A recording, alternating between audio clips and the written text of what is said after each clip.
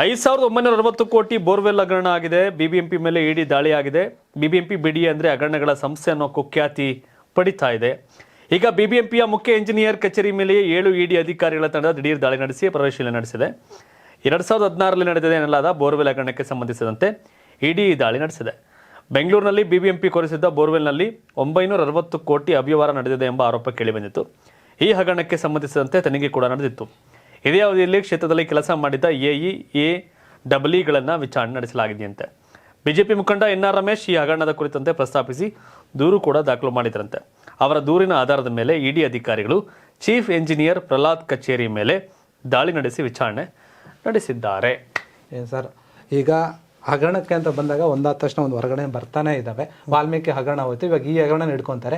ಇನ್ನು ಯಾವುದೇ ಒಂದು ರಾಜಕೀಯವಾಗಿ ಯಾರು ಕೂಡ ಇದ್ರ ಬಗ್ಗೆ ಇಟ್ಕೊಳ್ಳಕ್ಕೇನು 1-2 100 ಹಗರಣಗಳಾಯ್ತಿರ್ತವೆ ಎಲ್ಲ ಸರ್ಕಾರದಲ್ಲಿ, ಅವೇ ಆಗ್ಬಿಟ್ಟವೆ. ಆದರೆ ಮತದಾರ ಅಂತೂ ಕಾಪಾಡ್ತಿಲ್ಲ. ಲೂಟಿ ಮಾಡ್ದೋನೆ ಗೆಲ್ಲಿಸ್ತಾನೆ, ರೇಪ್ ಮಾಡ್ದೋನೆ ಗೆಲ್ಲಿಸ್ತಾನೆ, ಎಲ್ಲ ಅವ್ರವ್ರನ್ನೇ ಕಾಸು ಕೊಟ್ಟೋನೆ ಗೆಲ್ಲಿಸ್ತಾನೆ. ಹಾಗಾಗಿ ಭಗವಂತ ದೇವರು ದಿಂಡ್ರು ಅಂತ ಏನಾರ ಇದ್ರೆ ದುಡ್ಡು ಹೊಡೆದವ್ರಿಗೆ ದೊಡ್ಡ ಕಾಯಿಲೆ ಕೊಟ್ಟು ಡಮಾರ್ ಅಂತ ಅವ್ರು ಅಲ್ಲೇ ಹೋಗೋ ಥರ ಮಾಡೋದು ಬಿಟ್ರೆ ಬರೇನಿಲ್ಲ, ಇನ್ನೇನೋ ಸಾಧ್ಯ ಆಗ್ತಿಲ್ಲ.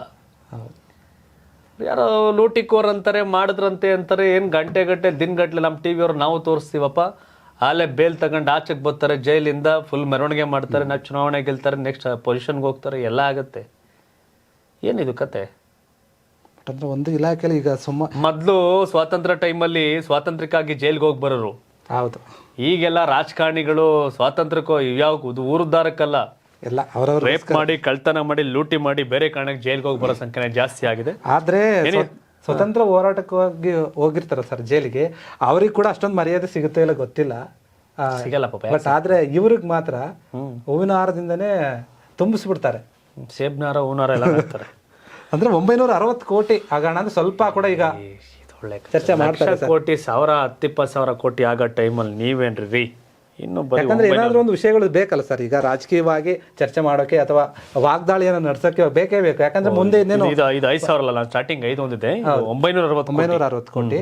ಯಾಕಂದ್ರೆ ಈಗ ನೆಕ್ಸ್ಟ್ ಮುಂದಿನ ಒಂದು ಜಿಲ್ಲಾ ಪಂಚಾಯತ್ ತಾಲೂಕು ಪಂಚಾಯತ್ ಎಲೆಕ್ಷನ್ಗಳಿವೆ, ಅದಕ್ಕೂ ಕೂಡ ಏನಾದ್ರೂ ಸ್ವಲ್ಪ ಇವ್ರಿಗೆ ಆರೋಪಗಳು ಮಾಡೋಕೆ ಹೆಲ್ಪ್ ಆಗುತ್ತೆ ವಿರೋಧ ಪಕ್ಷದವ್ರಿಗೆ ಆ ರೀತಿಯಲ್ಲಿ ನೋಡೋದಾದ್ರೆ. ಯಾಕಂದ್ರೆ 2016ರಿಂದ ಏನ್ ನಡೆದಿದೆ, ವಿರೋಧ ಪಕ್ಷ ಇವರು ಅವ್ರು ತಿಂದಾಗ ಇವ್ರು ಬೈಯೋದು, ಇವ್ರು ಅಲ್ಲಿಗೆ ಹೋದಾಗ ಇವ್ರು ತಿನ್ನೋದು, ಅವ್ರಿಗಿಂತ ಜಾಸ್ತಿ ತಿನ್ನೋದು. ಅದು ಹೇಳಿದ್ನಲ್ಲ, 10%, 40%, 60%. ಪುಣ್ಯಕ್ಕೆ 100% ಏನು ಮಾಡ್ಬಿಟ್ರೋ ಗೊತ್ತಿಲ್ಲ.